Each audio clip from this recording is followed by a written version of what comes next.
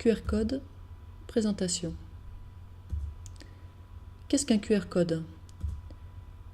Un QR code, c'est ce genre d'image carrée qui contient, vous le voyez, des petits carrés noirs ou blancs. Et selon l'agencement de ces petits carrés, on va pouvoir associer une phrase. Il y a tellement d'agencements possibles différents qu'on peut coder des phrases d'à peu près 5000 caractères. On parle ici de QR code, mais en fait, il y a d'autres normes de code bidimensionnels, dont les data matrix, les flashcodes, sémacodes, autres types de codes encore. On parlera essentiellement des QR codes et des data matrix, car ce sont les deux normes les plus répandues dans ce type de code bidimensionnel. Un QR code, ça se scanne. Alors qu'est-ce que c'est que scanner un QR code? Eh bien, vous prenez votre téléphone ou votre tablette graphique ou même votre ordinateur. En fait, tout équipement muni d'une caméra pourra fonctionner.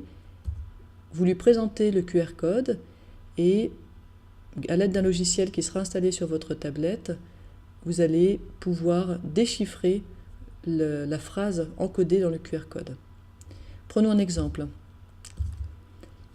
Ici, j'ai lancé un logiciel de lecture de QR code et je montre une feuille qui contient un QR code.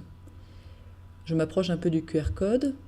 Le QR code est déchiffré par le logiciel qui déchiffre deux choses. D'une part, le type d'information qui est contenu, et là, l'information, c'est un lien vers une page internet.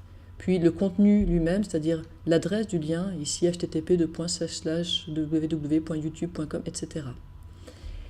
Si je le souhaite, je peux donc suivre le lien et le logiciel de lecture de QR code ouvre un explorateur internet directement à l'adresse qui était codée dans le QR code. Tout ça se fait presque instantanément. D'ailleurs, QR code, le QR vient de Quick Response. Tout ça donc se fait presque instantanément et bien plus rapidement, bien sûr. On voit bien l'intérêt que de taper cette longue adresse Internet. Alors, il y a plusieurs types d'informations qui peuvent être contenues dans un QR code. On vient de le voir et c'est ce qu'on trouve principalement. On peut coder l'adresse d'un lien et directement ouvrir ce lien dans un explorateur Internet. Mais on peut aussi coder d'autres types d'informations, notamment des données d'un contact. Et dans ce cas, si on scanne le QR code, le lecteur de QR code devrait nous proposer d'ouvrir le gestionnaire de contact. Et depuis ce gestionnaire, on pourra directement enregistrer notre contact. Bien plus rapide à nouveau que d'écrire à la main toutes les informations du contact, prénom, nom, adresse, etc. On peut aussi enregistrer un numéro de téléphone.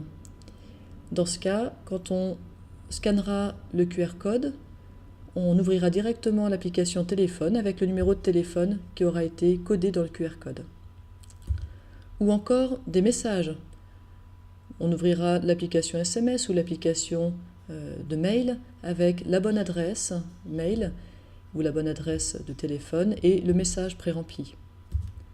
On peut aussi coder des événements, c'est-à-dire des informations de calendrier, et puis ouvrir le calendrier avec directement l'événement pré-rempli, les heures, le lieu, etc.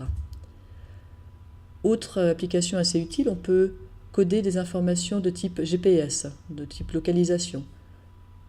Notre QR tag, quand il sera lu, nous amènera directement vers une application de géolocalisation avec l'adresse qui aura été codée dans le QR code.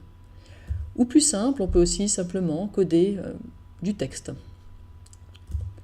Voilà, on vient de voir ce qu'est un QR code et le type d'information qu'il peut contenir.